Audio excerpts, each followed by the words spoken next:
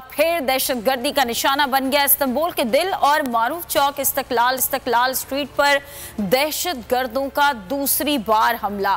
तुर्किया 2015 से 17 तक दाइश और कुर्द मलेशिया की कार्रवाइयों का निशाना बना रहा। तुर्किया में 5 सालों में अब तक 13 बम धमाके हुए, जिनमें कुल 526 शहरी लुक़्मा अजल बने।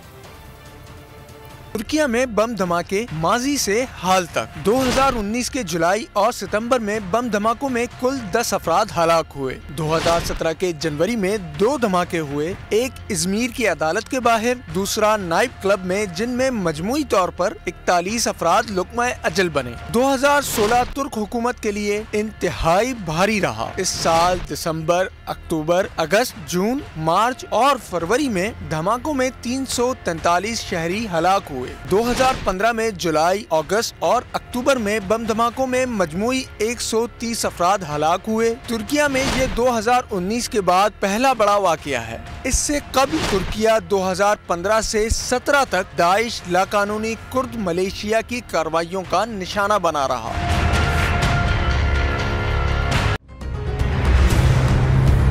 कप्तान का हकीकी आजादी मार्च, बोल न्यूज की खुसूसी कवरेज। ये एक फैमिली मार्च है। हकीकी आजादी मार्च जो है जीटी रोड पर रवां दवा है। बोलने की हक और सच की बात। इमरान खान के कंटेनर के करीब फायरिंग का वाकया पेश आया। फायरिंग से जख्मी, अस्पताल मुंतकिल। कातिलाना हमले से किया पर्दा चाक। बोल हमेशा बना आवाम की आवाज।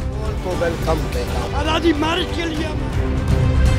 बोल आगे भी देगा कप्तान का साथ। बहुत अच्छी कवरेज की है। ये मार्च की तो जबरदस्त कवरेज, सबसे ज्यादा रील्स और सबसे ज्यादा रेटिंग के साथ। सब्सक्राइब करें और बेल दबाएं ताकि कोई खबर रह न जाए।